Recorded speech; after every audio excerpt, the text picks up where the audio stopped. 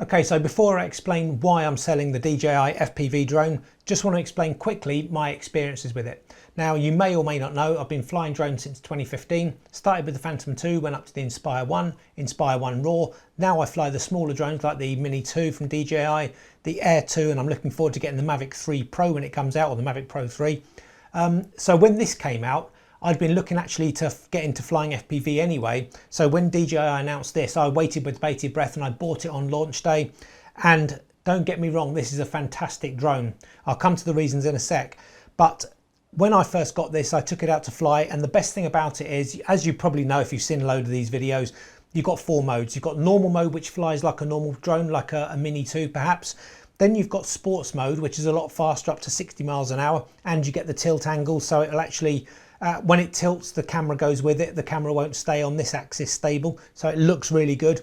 Then you've got the first of the manual settings where you've got more maneuverability, so you can dip down and up and do all that kind of stuff, but it won't flip right over and it won't do barrel rolls and stuff.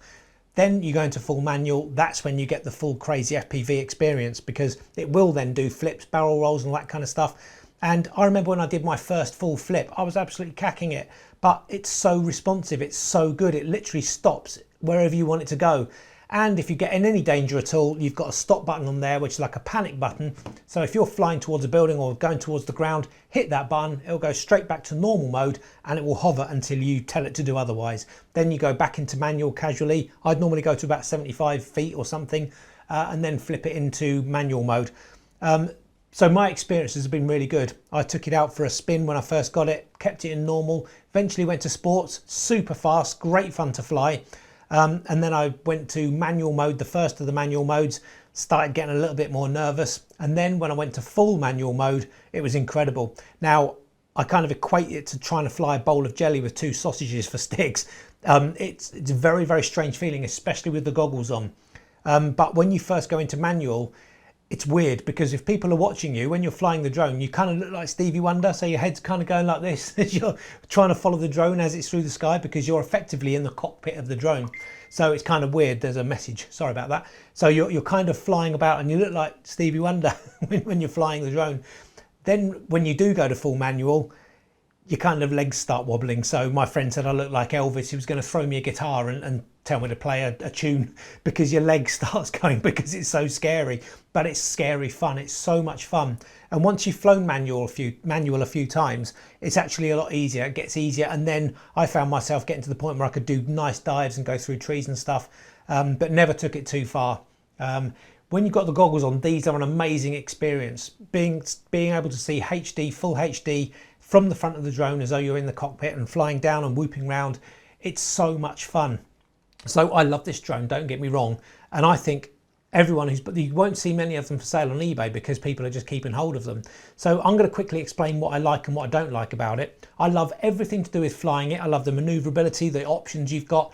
The image quality is actually pretty good, but it's not the best. I'm used to things like the S1H and the GH5 that I'm filming with the S1H here. So I'm used to much higher quality. So when I first saw it, I was a little bit disappointed. But then when I tweaked it in editing software, it actually came out pretty good. A couple of things I would recommend if you're getting one of these is, first of all, to switch everything to manual. So if you're flying normal drones, if you think about it, you've got the sea, you've got the sky, you've got pretty much a set exposure.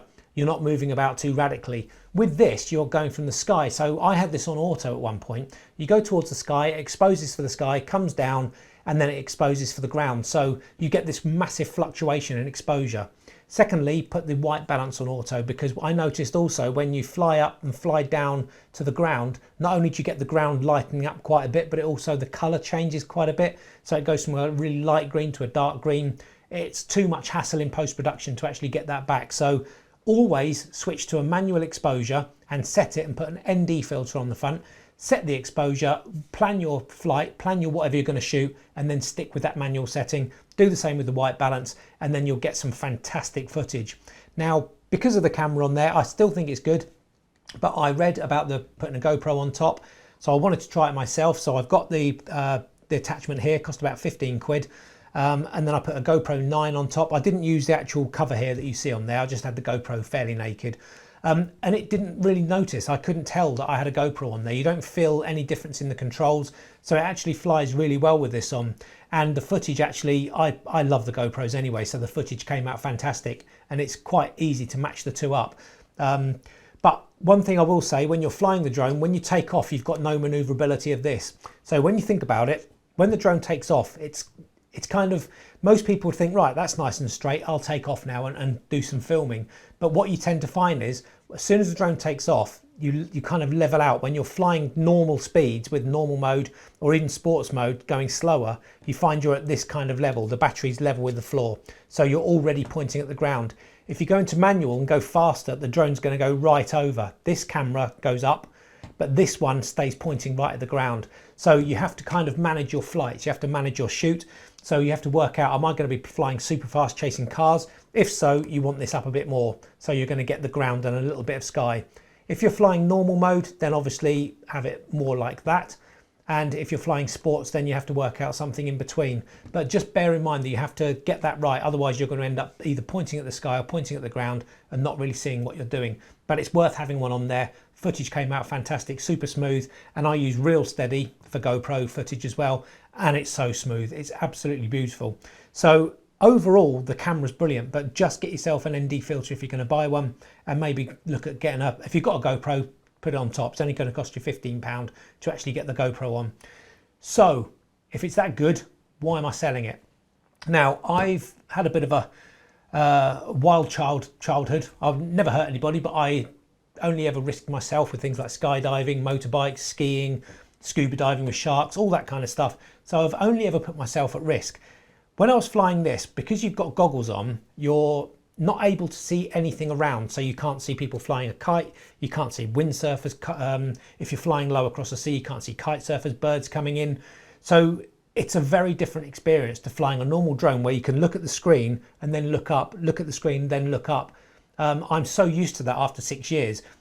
I loved it in here. It's an amazing feeling wearing the goggles when you're flying, but you haven't got that spatial awareness of what's happening around you. So you always need a spotter.